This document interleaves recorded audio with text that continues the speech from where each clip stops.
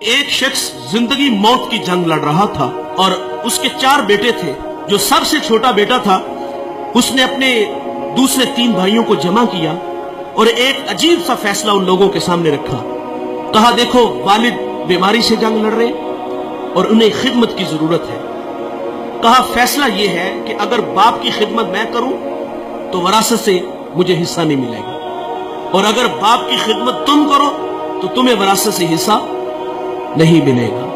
تینوں نے نظریں ملائی. کہا باپ تمہارا، اور اس کی آرزو بھی یہی تھی کہ میں باپ کی خدمت کروں. میرے آقا فرماتے اس نے اتنی خدمت کی، جب والد دنیا سے جانے لگا، وہ ہمارے پنجابی میں کہتے ہیں نا کہ جا پتر تینو ستے ہی خیران ہے، جب دنیا سے اس کا والد گیا تو اس پہ راضی گیا. زندگی کی بہاریں لیل و نہار کروٹیں بدلتے رہے. الاختصار، ایک شب وہ سویا اور خواب میں کوئی اللہ کا بندہ ملا. اس نے کہا کہ فلاں شجر کے نیچے 100 درہم پڑا ہے، جاؤ اٹھاؤ اور لے آؤ. وہ کہتا ہے کہ آیا کہ اس میں برکت ہے؟ کیونکہ کثرت اور ہے برکت اور ہے. کہا اس میں برکت نہیں ہے. صبح اٹھ کے وہ خواب اپنی بیوی کو سنایا تو بیوی نے کہا گھر کے حالات آپ کے سامنے ہیں، ہمارے گھر میں فاقے ہیں، تو جائیں اور جا کے اٹھا لیں. کہا نہیں جاؤں گا. وہ فرماتے میں دوسرے دن پھر سویا تو مجھے وہی بزرگ ملے. کہا بیٹے وہاں 10 درہم پڑے ہیں. کہا برکت ہے؟ کہا برکت نہیں ہے. تیسرے دن پھر ملے.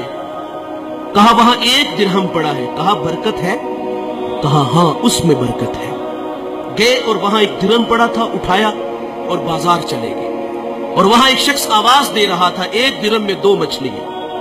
کہتے میں نے درہم دیا اور مچھلیاں لے کے گھر آ گئے اور ان کے پیٹ چاک کیے اور دونوں سے ایک قیمتی موتی نکلا. وہ موتی لے کے بازار گیا، سنار کو دکھایا تو اس نے کہا پورے بازار میں اس کی قیمت کوئی نہیں دے سکتا. بھلا زمانہ تھا، آج تو دھا لگا لیتے ہیں نا. کہا پورے بازار میں اس کی کوئی قیمت نہیں دے سکتا. یہ بات سے وقت تک پہنچی. اس نے جواہری بلائے اور کہا اس موتی کی قیمت لگاؤ. سنو دوستو، اس موتی کی قیمت 1000 درہم، 10,000 درہم، 1,00,000 درہم نہیں. اس ایک موتی کی قیمت 30 خچر. ان پہ جتنا سونا لاد لیا جائے اس ایک موتی کی قیمت ہے پاتی ہے. وہ گھر لے گیا. بادشاہ نے پھر طلب کیا تیرے پاس کوئی اور اس طرح کا موتی ہے؟ کہا ہاں ہے. کہا بیچتے ہو؟ کہا ہاں بیچتا ہوں. قیمت کیا لوگے؟ کہا اب ڈبل لوں گا. پہلے ریٹ تمہاری مرضی کا تھا، اب میری مرضی کا. کہا ڈبل لوں گا. اس نے پھر 60 خچر ان پہ سونا لاد کے اس کو دے دیا. اس شہر کا بادشاہ کے بعد سب سے امیر آدمی وہ بنا. کون؟ جس نے بوڑھے باپ کی خدمت کی. جس نے باپ کی خدمت کی وہ شہر کا امیر شخص بنا. اور دوستو دولت ہی سب کچھ نہیں، ماں باپ بہت بڑی دولت ہے. جب وراثت تقسیم ہوتی ہے نا تو بھائی کوئی کہتا ہے وہ کارنر والا پلاٹ میرا، فلاں فیکٹری تیری. جائیداد تقسیم ہوئی تو جو ہے وہ ایک دوسرے کو کہا تیری وہ اور میری وہ.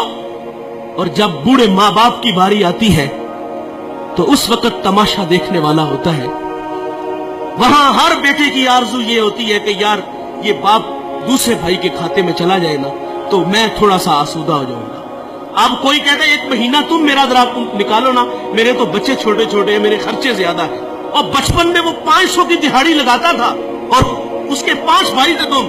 اس نے ایسا تو نہیں کیا کہ تمہیں دارالامان میں چھوڑ آیا ہو، ایسا تو نہیں ہوا کہ کسی کے آگے تمہیں بیچ آیا ہو. وہ 8 سے 18 گھنٹے کام کرتا رہا ہمارے لیے.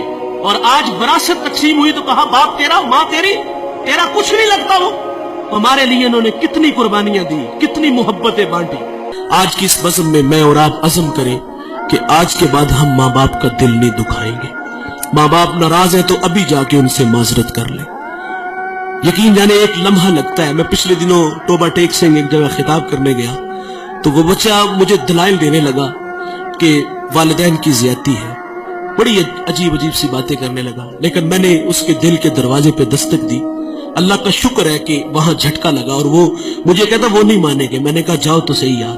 وہ کہتے میں کل جاؤں گا. محض زندگی وفا کرے نہ کرے جاؤ یار. وہ 10 منٹ بعد واپس آیا. وہ کہتے یار یہ تو کائنات ہی عجیب سی ہے.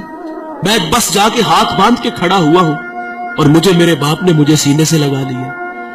یہ بڑے کمال کے لوگ ہیں، ایک بار ملیں گے دوبارہ نہیں ملیں گے۔